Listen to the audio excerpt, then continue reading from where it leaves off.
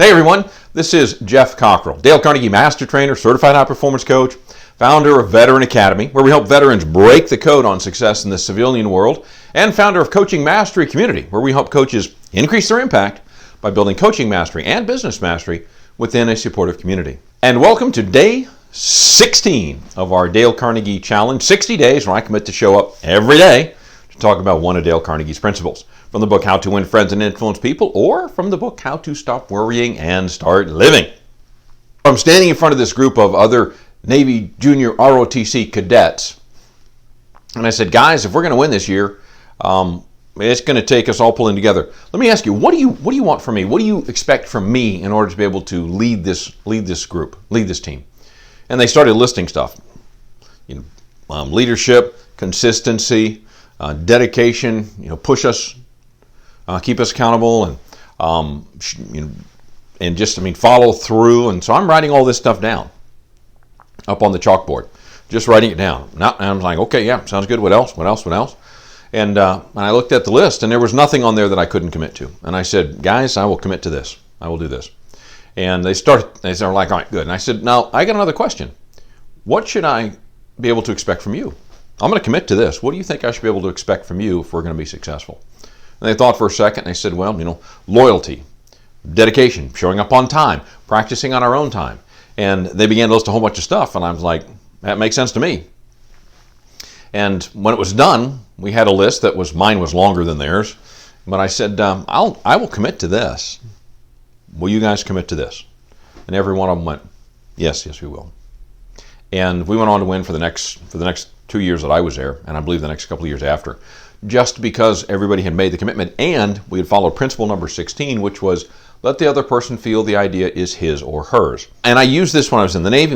Almost every time I took over a division, it was one of those career-enhancing jobs, which means my predecessor had not been able to break the code on this, hadn't been able to do very well. So I used that process consistently to get people to buy in to what we were trying to do.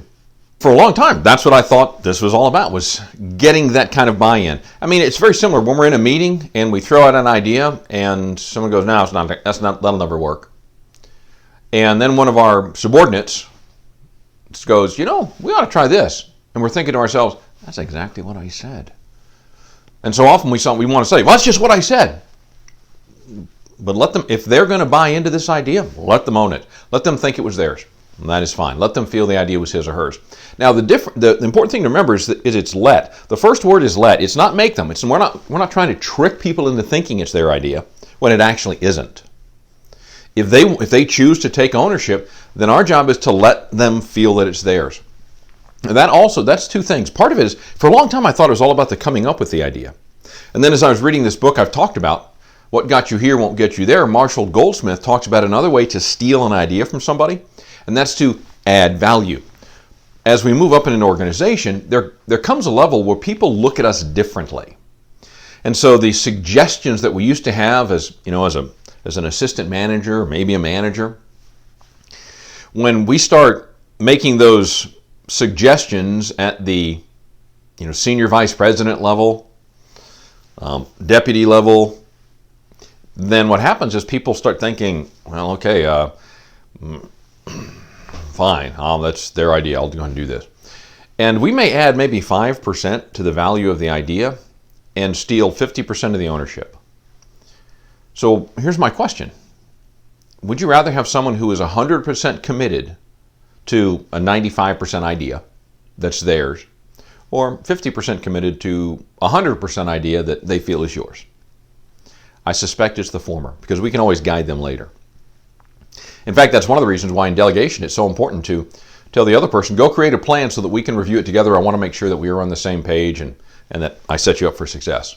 So now they're like, okay, this is my idea. Any suggestions I get are just that. So that brings me to our 3 possible options so that we can let the other person feel the idea is his or hers. 1, do what I did.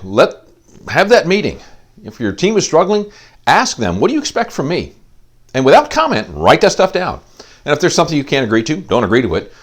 But chances are most of the things they suggest are things that we can agree to. And then ask, what can I expect from you? If you want to take it to a different level, might ask, what can we expect from each other? But if you'll just do those two things, that can be transformational. The second option, be willing to let someone else have the victory. If they suggest an idea that you've suggested or that you think is theirs, and you might have mentioned it 2 minutes ago, might have been 2 weeks ago, let them have the victory. Third option is stop adding value. Stop just saying, well, that's a good idea, but it would work better if you did this. Don't do that anymore. Just stop that. Maybe ask some questions to get them there. Help them maintain ownership. So pick one of those three options and let us know. And ultimately, though, we're going to be more successful and get more cooperation when we let the other person feel the idea is his or hers. Thanks so much for watching. See you tomorrow. Knock 'em alive.